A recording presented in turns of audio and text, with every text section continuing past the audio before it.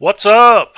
Jeff from RetroArcadeGaming.com, that's all one word, back with another edition of Port Battles, the series where we take a look at a specific classic arcade game and see how well or poorly it's been ported to various home console and computer systems over the years.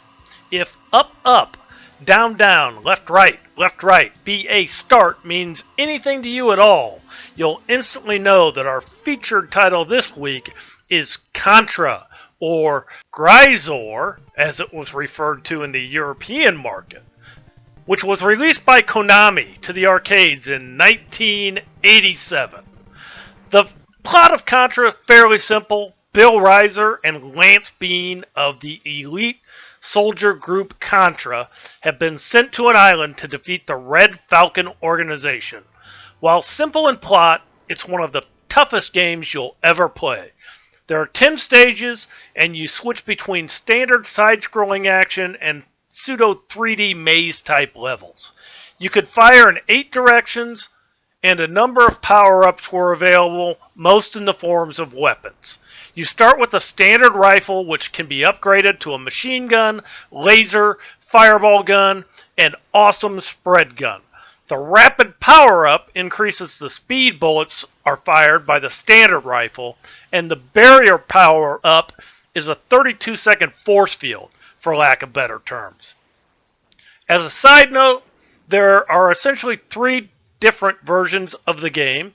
The US and Japan releases, known as Contra, are identical except for the title logo. And as I said earlier, the game was released in Europe as Gryzor, and it only allows 2-player alternating play rather than simultaneous play. Today we're going to look at the US arcade version of Contra from 1987.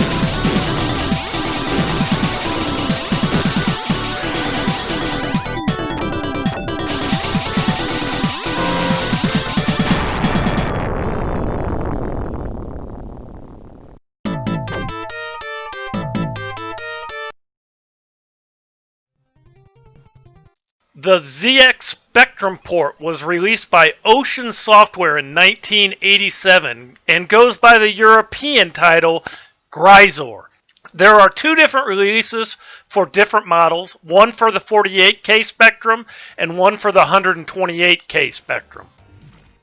The 48K release lacks any detailed sound effects, and it's a multi-loader, meaning you'll need to wait at various times for the next game segment to load.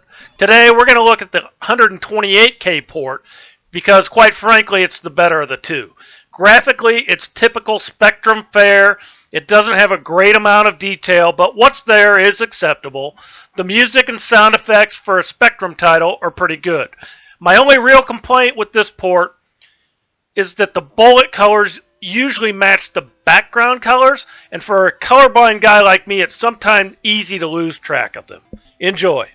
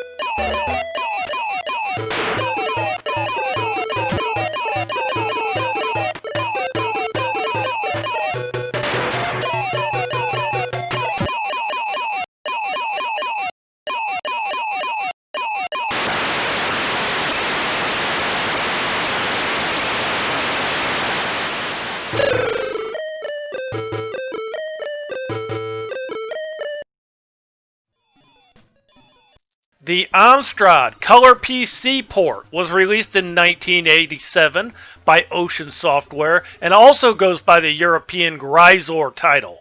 It's a bit pixelated graphically, but has excellent details, particularly in the background. It flips from screen to screen instead of scrolling, which is sometimes problematic with enemy placement on the next screen. Sounds are basic and minimal, with only gunshots and a death sound being played. There is no music. Really, of all the Ocean ports we'll look at, this one has the best control scheme. This is actually an excellent port for the Amstrad Color PC.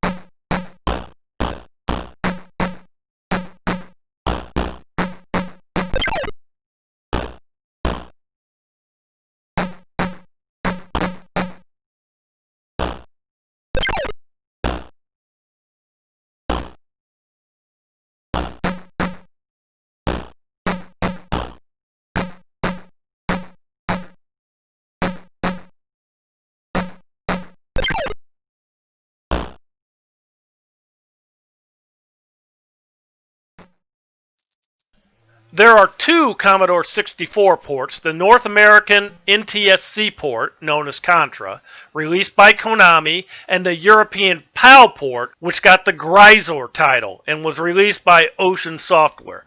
Both were released in 1988. For sake of today's review, we're going to look at the North American Konami release. Graphically, it looks decent, but it's not exceptional. Backgrounds lack detail, as do the characters themselves.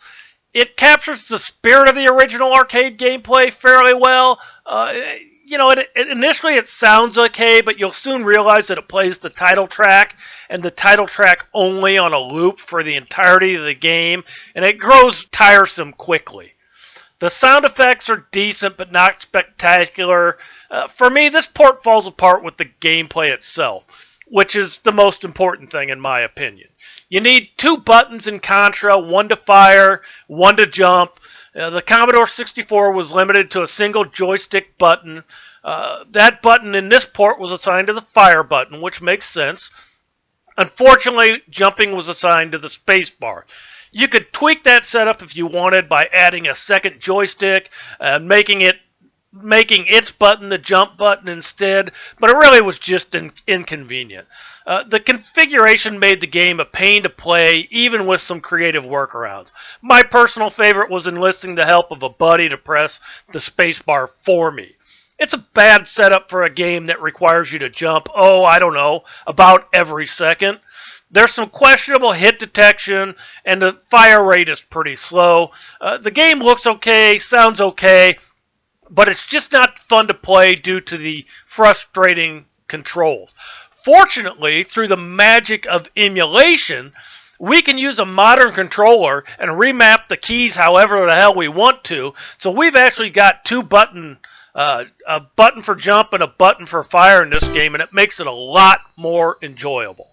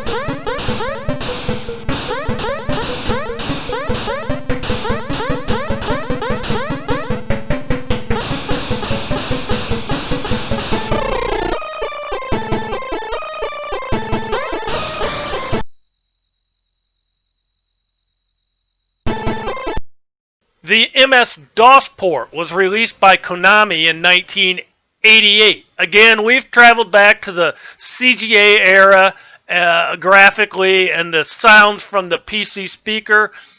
Despite the graphic limitations, I was actually surprised by the amount of detail present. Again, the bullets sometimes blended the background, making them difficult to track. For some reason, I can't get my joystick to work on the diagonal, so I'm attempting to play this game with the keyboard.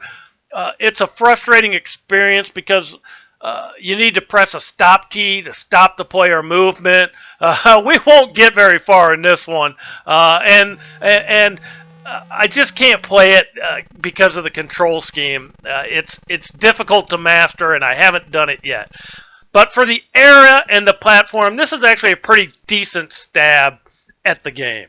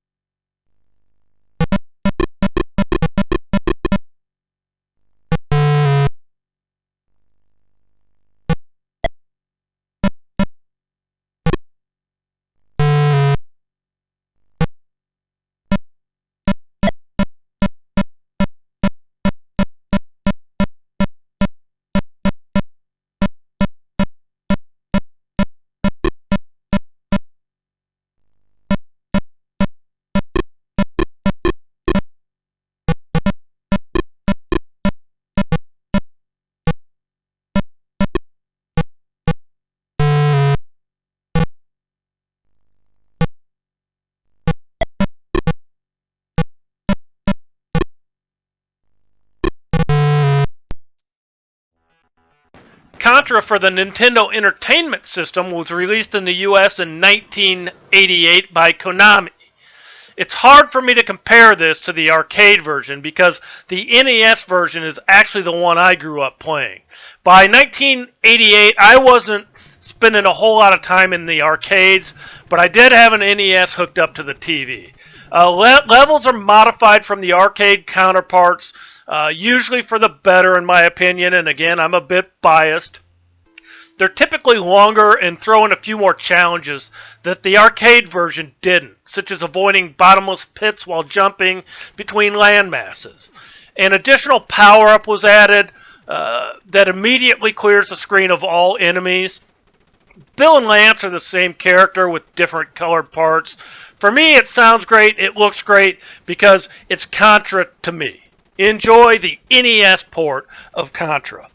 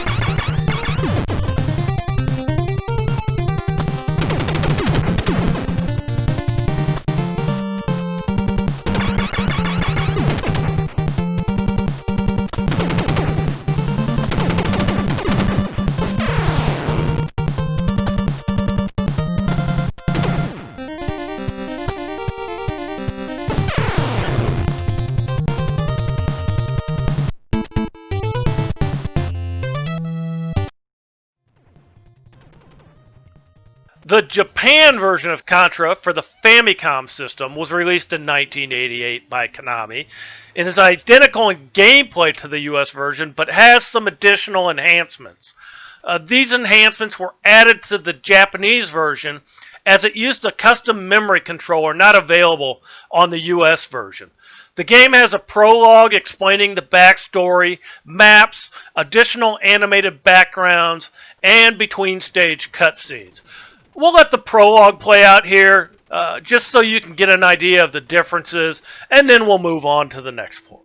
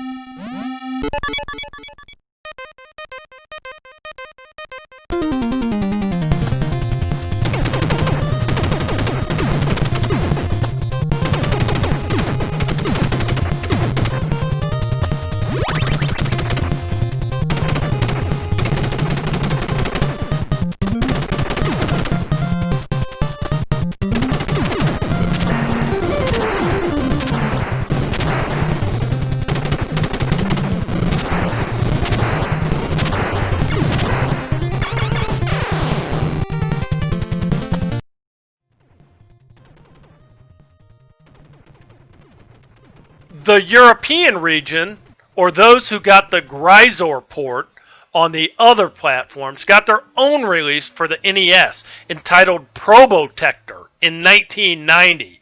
It's a modified version of the US version of Contra for the NES. Both the player characters and the enemy characters have been replaced with robots. This was done for censorship, violence reasons, but otherwise it plays identical to the US version. We'll just take a brief look at it just for comparison's sakes. This is Probotector for the European NES, 1990.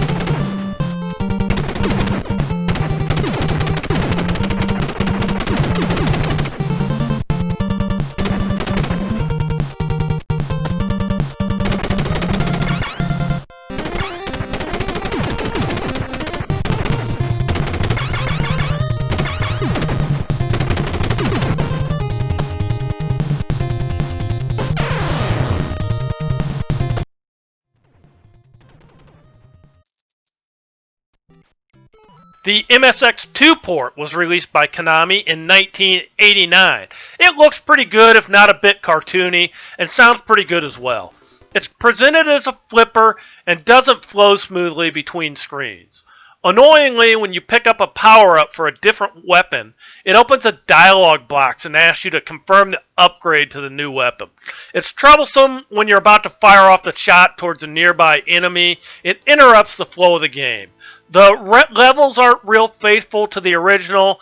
For example, there is no exploding bridge in the first stage. And finally, a single hit won't kill you in this port. There's a life meter in the bottom left-hand corner. You won't lose a life until that meter has been depleted. Despite the criticisms, the port is actually pretty fun to play, despite the differences from the original, and it's a pretty solid effort for the MSX2.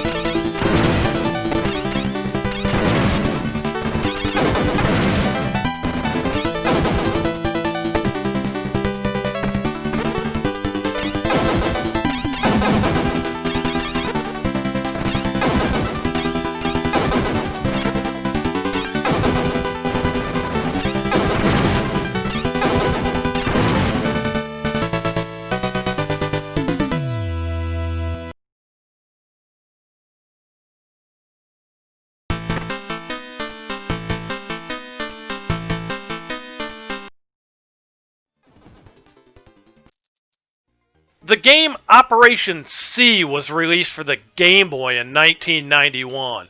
It's known in Japan by the common name Contra, and in Europe as Probotector.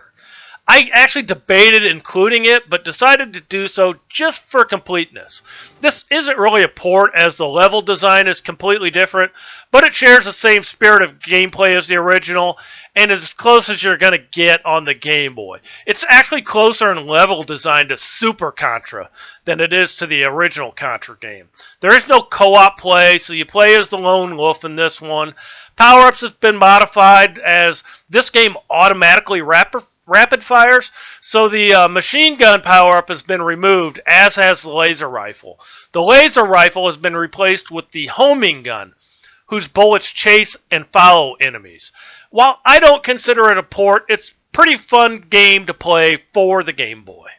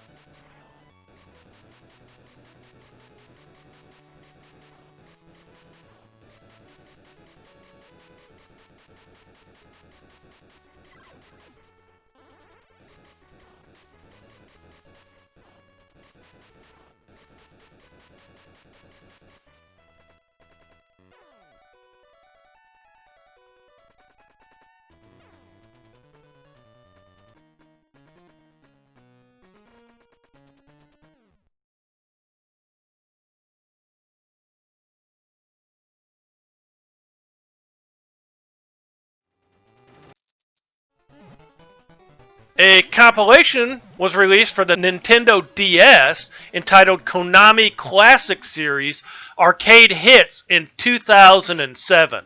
We first saw this one back on our Circus Charlie battle. It's a straight up emulation of the actual arcade ROMs, so it looks and plays great, if not a bit difficult on the small screen of the DS. Presented by Konami.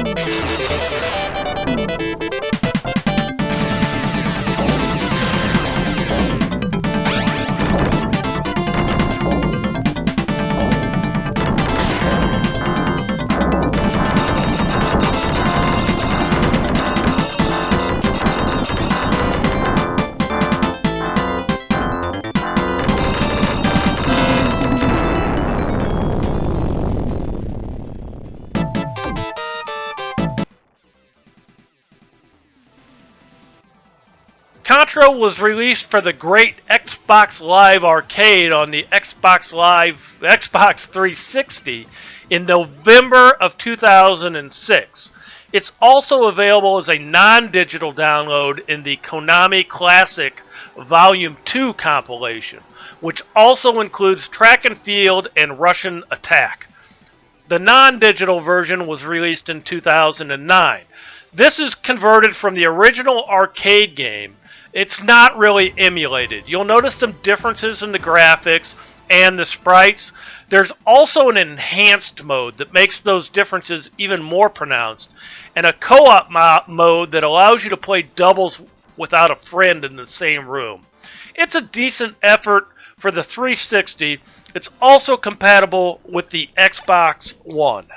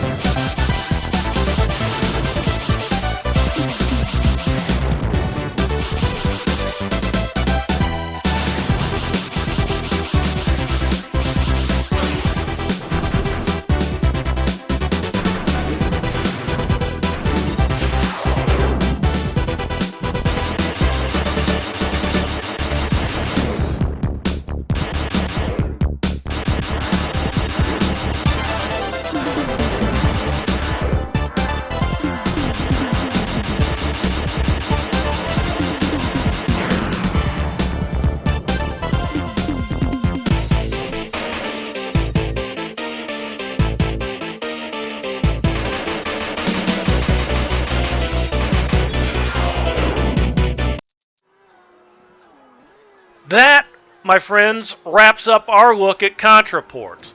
There's a Contra port available on the PS4 store, which emulates the actual arcade game. It costs about $8, and I didn't particularly feel like paying for it. Last week, Konami announced a couple of 50th anniversary collections for the Xbox One, Nintendo Switch, PlayStation 4, and Steam. I'll wait for that 50th anniversary Contra collection to come out later this summer and pick that up for the PS4.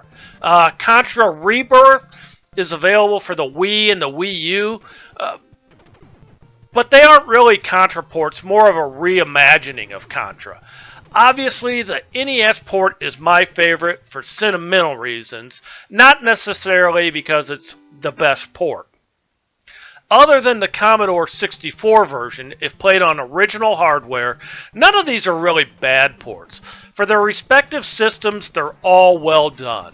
I was particularly surprised by the Amstrad Color PC port and the MSX2 port, despite its differences from the original. We'll see you next time. Until then, happy gaming. Peace.